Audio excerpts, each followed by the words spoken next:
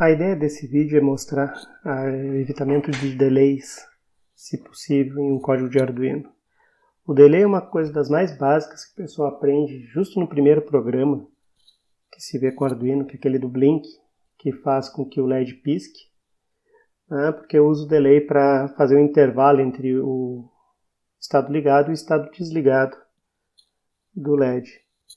Embora seja interessante para essas coisas pequenininhas, o delay costuma ser um problema quando a gente tem algum tipo de atividade mais sofisticada. Quando já tem que trabalhar com várias ações simultâneas, tem que verificar sensores e coisas do gênero. Por que isso? Porque o delay é o que a gente chama de espera ocupada, ou seja, ele faz uma parada total e fica lá consumindo ciclos de processamento sem fazer absolutamente nada, e enquanto isso o mundo está acontecendo à volta do Arduino. Então tu não vai perceber que algum sensor tem uma mudança de valor, tu não vai perceber o acionamento de um botão, certo? E tu não vai poder fazer várias ações ao mesmo tempo. Então o delay é uma coisa importante de se sacar fora assim que possível.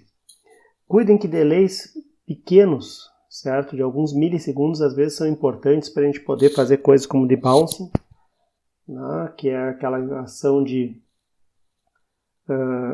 evitar ruído no botão, minimizar o ruído mecânico dos acionamentos do botão, para dar tempo do conversor analógico digital se recuperar de uma leitura, mas são delays de milissegundos, certo? Poucos milissegundos, não é coisa de segundos, é coisa de vários segundos, o que realmente seria um grande problema. Então, como é que a gente evita o delay? A ideia de evitar o delay passa por nós controlarmos a nossa temporização, ou seja, nós utilizarmos os recursos da máquina para verificar se está no tempo de realizar uma determinada ação, ao invés de fazer com que o sistema pare até que essa ação ocorra. Ou seja, a gente vai ter que fazer um temporizador nosso, ou alguns temporizadores, um para cada ação diferente. Existem bibliotecas para isso no Arduino, existem algumas bibliotecas boas, por exemplo, tem a Timer1, tem biblioteca do RTOS para isso, certo? Tem funções do RTOS para isso, tá? Mas eu vou ensinar aqui uma das mais simples coisas a se fazer, que é simplesmente ficar monitorando o valor fornecido por esta funçãozinha aqui, a milis, certo? O que faz a milis? A milis te retorna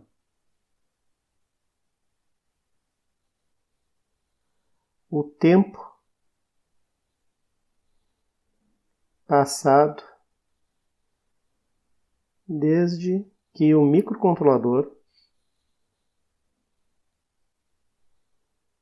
foi iniciado. Ou seja, eu liguei o Arduino, o microcontrolador começou a trabalhar, o milis já tem essa informação para ti, certo? Eu resetei o Arduino, reseta tudo, então começa a contar de novo o tempo, tá? Isso aí vai ter um contador interno do microcontrolador e o milis vai te retornar esse valor. Cuidem que duas chamadas do milis nunca vão retornar o mesmo valor, porque o tempo está passando. A gente está falando aqui em milissegundos, que é um tempo um intervalo de tempo, um espaço de tempo bem pequeno, né? Então ele serve para a gente fazer várias temporizações. A ideia da temporização qual é? Digamos que essa aqui seja a minha linha do tempo. A ideia da temporização é marcar um determinado instante na linha do tempo, certo? Por exemplo, eu vou falar de, digamos, instante pisca, que é o momento que tem que ficar piscando. Verificar se tem que piscar. E aí, é só verificar, ficar monitorando o valor de milis. A cada chamada de milis, eu vou avançando na linha do tempo.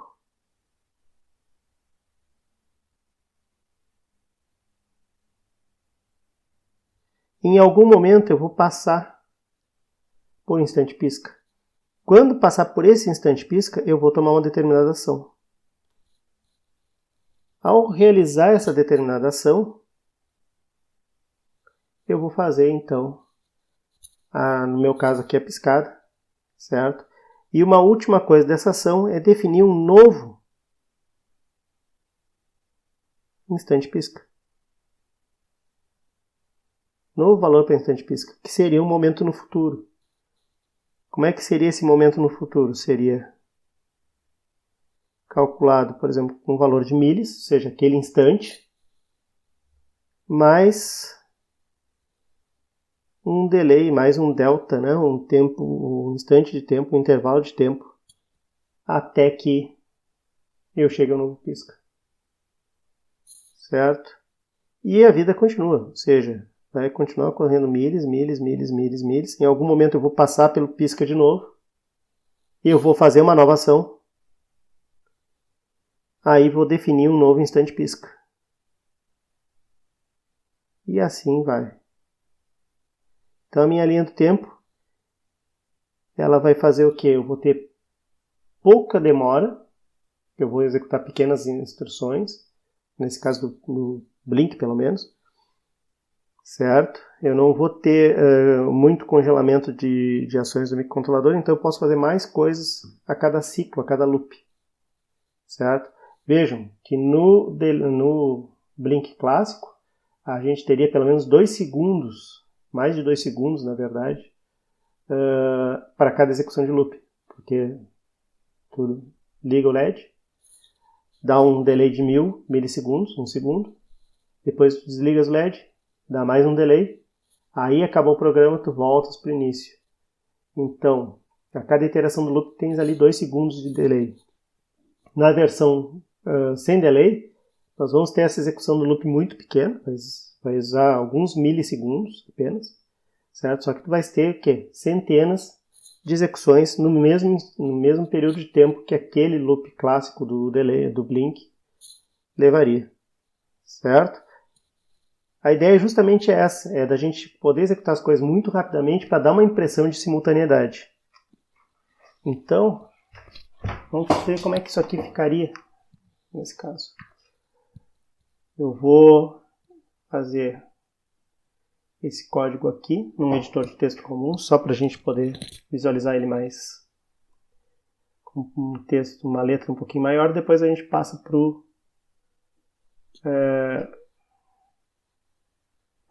Tinkercad.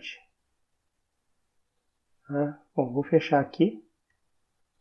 A gente vai colocar exatamente nesse código. Uma coisa interessante se usar em programação de Arduino, quando a gente tem valores constantes, é usar esse define aqui. Certo? O define ele não cria uma variável, ele cria um apelido. Isso quer dizer que ele não consumiria memória para guardar dados e coisas do gênero. Ele vai substituir direto o valor que eu colocar nesse apelido no próprio código. Então, se eu colocar um define, por exemplo, pino LED, eu vou escolher o pino 7, certo? Quer dizer que antes de compilar o programa, toda vez que aparecer ter um pino LED todo em maiúsculo, ele vai substituir o termo pelo valor 7 e depois vai compilar todo o código. É uma maneira rápida de associar nomes a valores, principalmente valores de pino do Arduino, para a gente poder se lembrar facilmente. Então vamos lá para o meu setup. O que eu vou fazer no caso do setup? Eu vou fazer um pin mode para definir o modo do pino. Ele é um pino de saída. Vou ligar e desligar o LED a partir dele. Certo? Eu vou fazer também eu vou botar 2 LEDs na verdade.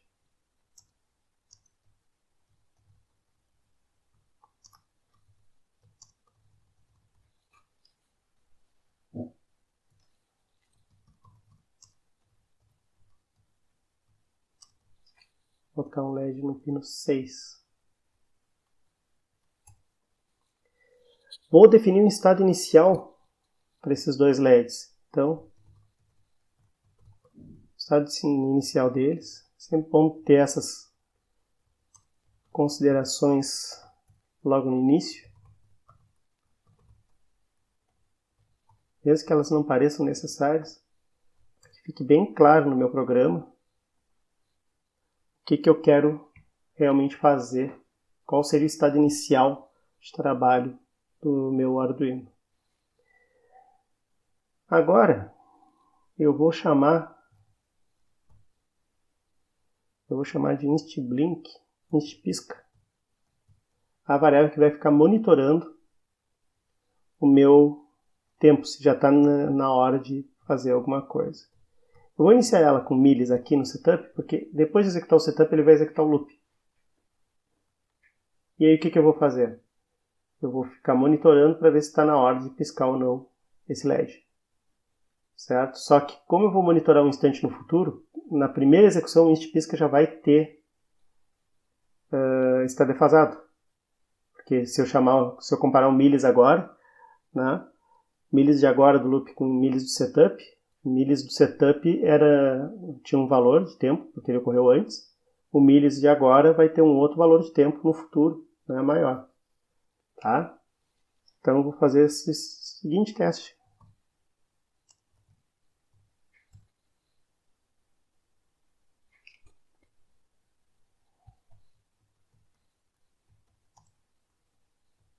Se já está na hora de piscar,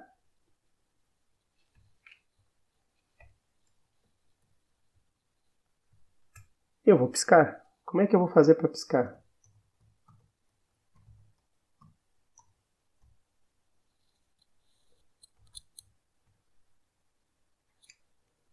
Opa, pino LED. Eu vou usar uma variável auxiliar, que seria uma variável lógica, para que cada vez que aconteça, cada vez que eu tenho que fazer a piscada, o que ele vai fazer? Ele vai inverter o estado da variável, e eu vou usar o digital write com esse estado da variável para a coisa acontecer. Então, a cada chamada, ou ele vai piscar, ou ele vai acender, ou ele vai apagar, de acordo com o valor da variável pisca. Observe o seguinte, eu estou assumindo aqui que os tempos de piscada são a piscada é simétrica, certo? Ou seja, ele vai ficar o mesmo tempo ligado, o mesmo tempo desligado. Para fazer com tempos assimétricos, eu vou ter que ter dois instantes de tempo, certo? Dois instPisca, digamos assim. Tá? Aí depois que eu fiz essa piscada, já determinei se eu acendo ou apago o LED, eu vou fazer o quê? Eu vou determinar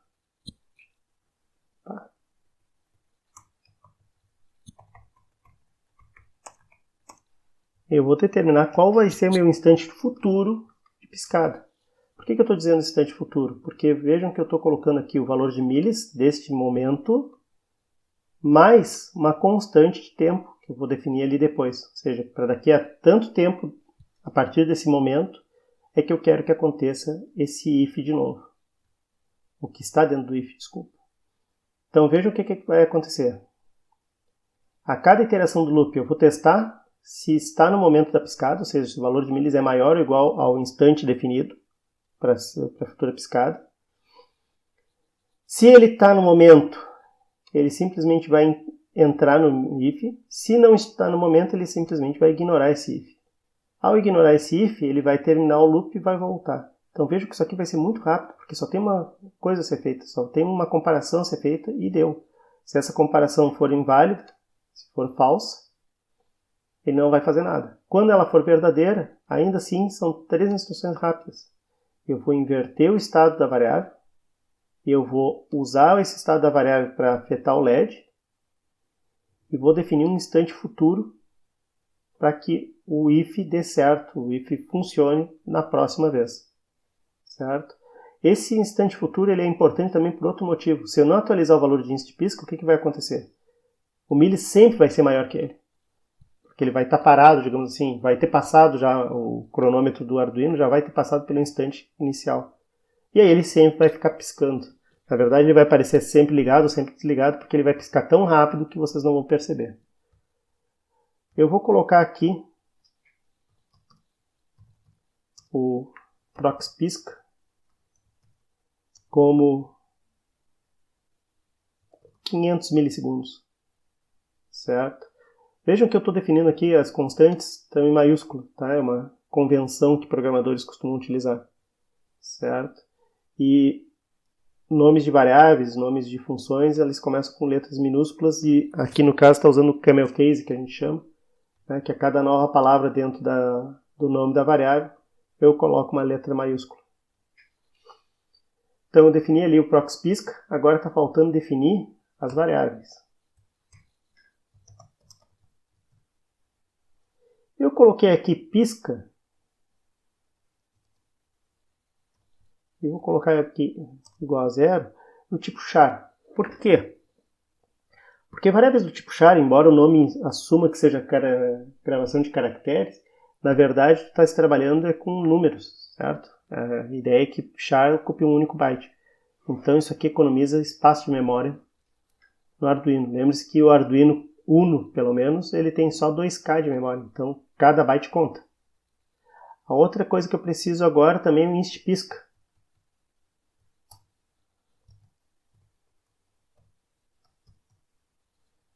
E de que tipo vai ser esse inst pisca? Aí é que vem o detalhe importante, certo?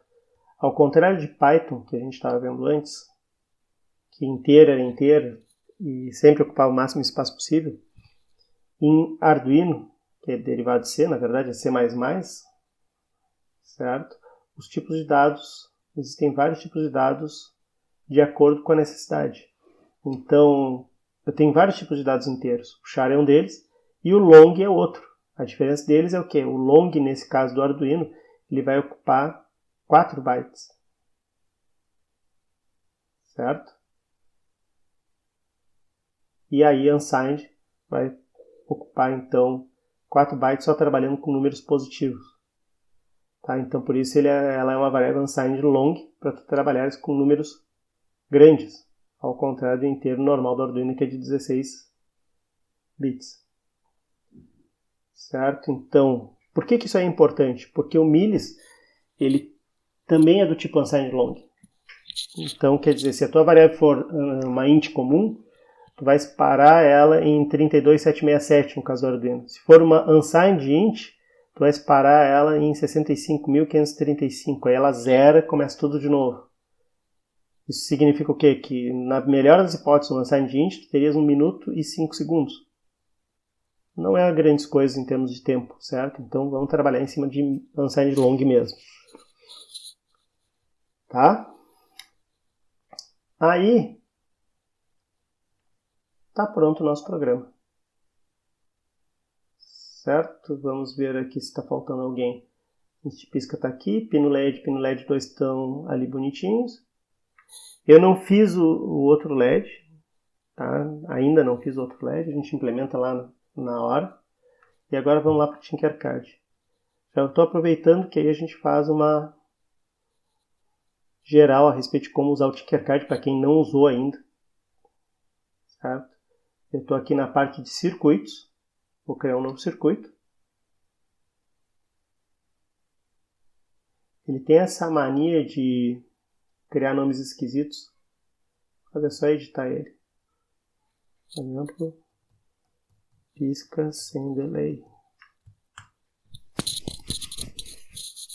Tá? E eu vou fazer o quê? Eu vou puxar um Arduininho.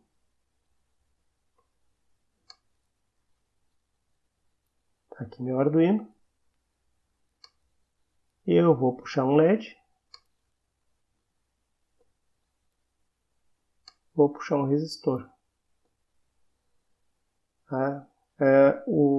Em geral a gente não lembra de colocar um resistor no Arduino porque ele tem limitação de corrente, certo? Mas é uma boa prática tu usares alguma coisa assim justamente para tu não te esqueceres que em outros casos não tem essa limitação de corrente. Se tu ligares direto sem um resistor ali para limitar essa corrente, tu pode acabar estourando o LED se tu estiveres trabalhando com 5 volts.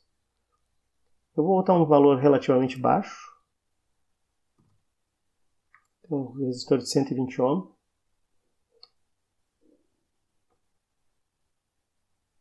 Usei um fiozinho para ligar ele. Tá? E uma coisa que eu gosto de fazer a respeito de fios é definir já as cores de acordo com a função deles. Por exemplo, esse fio está ligado ao terra. Certo?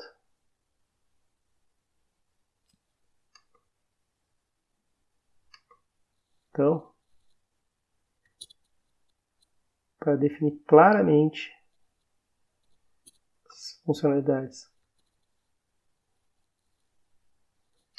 Aqui eu poderia botar vermelho, mas como isso aqui vai ser um sinal, na verdade, não é uma alimentação direta, eu vou botar outra cor aqui para ficar mais... Opa! Tem que marcar o LED, tem que marcar o fio. Vou colocar outra cor aqui. O amarelo da vida, para indicar que isso aqui é um sinal. Deixa eu ver aqui, era o pino... Minha montagem era o pino 7, pino LED. Então vamos lá. Minha montagem é o pino 7 é o LED. Certo? Está feita a montagem básica. Eu vou pegar o código, já vou escolher aqui texto. Tá? Senão tu pode trabalhar com essa variante do Scratch. E aqui eu tenho já o código básico do Blink. Ele sempre coloca isso aqui. Eu já quis fazer de propósito, não escrevi o código do Blink tradicional para a gente poder olhar aqui direto. Vejam que ele tem cada execução do loop gasta 2 segundos e pouco, porque eu tenho as ações, né, de ligar e desligar o LED, certo? Mais 2 delays de 1000 mili cada um. Então eu tenho uma espera ocupada aqui. Fazer 2 LEDs piscarem de forma independente, por exemplo, seria impossível nesse caso. A não ser que eu fizesse uma sincronização dos delays muito bem feitinha. Agora é o seguinte, eu vou pegar o código, copiar ele inteiro,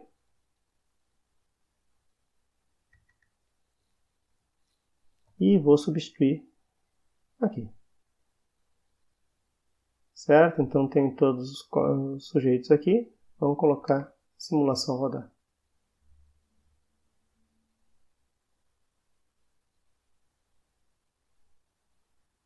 Certo? Estão vendo ele em operação? Então já vamos implementar o LED 2, já que o LED 2 está ali. A ideia, pelo menos, é a mesma. Já vamos colocar aqui o LED 2 a funcionar. O que eu precisaria? Eu vou fazer o LED 2 piscar a cada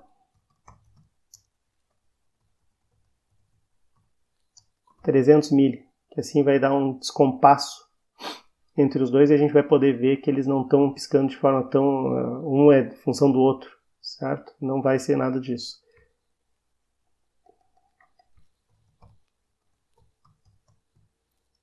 Vou fazer a mesma coisa aqui, ó. Tá? Este pisca 2 vai ser iniciado com milis.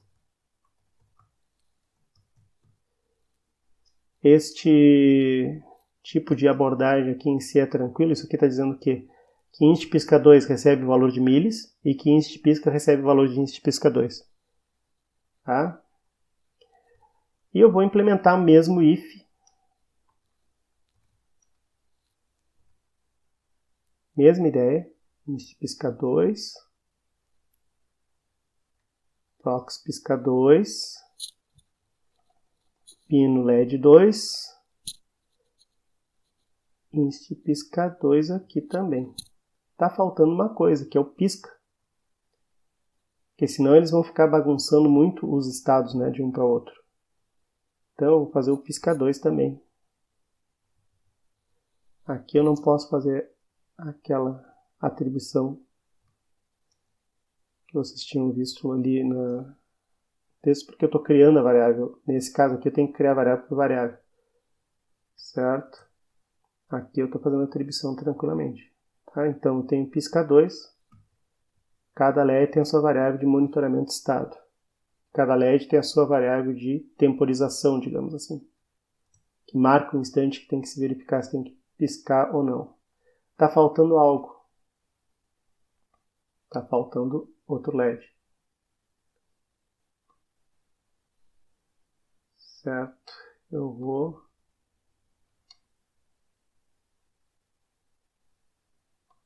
fazer uma derivaçãozinha. Para não ficar feio, eu vou passar o cabo aqui por cima.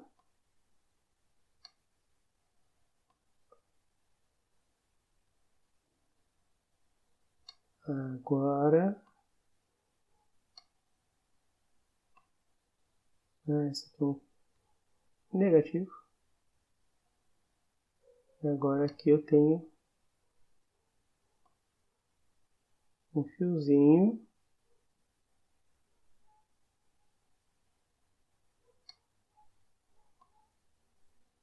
Eu gosto de deixar as coisas alinhadas.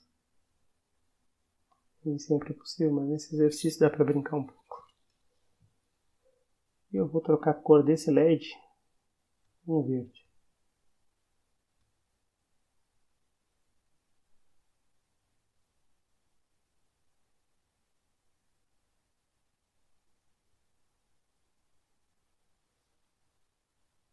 Não sei se vocês estão reparando, mas os tempos são um pouco diferentes. Então os efeitos são diferentes nos dois LEDs. Certo? O código então está executando. Um não está travando o outro. Observem bem isso, né? Porque tem os testes separados, eles são testes totalmente separados. E eles estão executando de forma, entre aspas, paralela. Isso aí era o que eu queria mostrar então a respeito do evitamento de delay, usando uma das coisas bem simples, que é o millis, certo? Vocês vejam que existe uma outra função no Arduino chamada microseconds, que vai te dar o mesmo valor de millis, só que em microsegundos. Ela teoricamente tem um pouco mais de precisão. Mas a gente não precisa chegar nesse nível na maioria dos casos. Então eu posso terminar agora com uma tranquilidade e dizer que o delay é um sujeito do mal pra gente. Tem que evitar o delay o máximo possível, certo? A não ser em alguns casos específicos e com delays de baixíssimo tempo. Um delay microsecond, se for o caso também, para trabalhar na faixa de microsegundos, só para dar alguns tempos do Arduino, dos circuitos do Arduino, executarem algumas tarefas. Tá bom? E era isso por enquanto.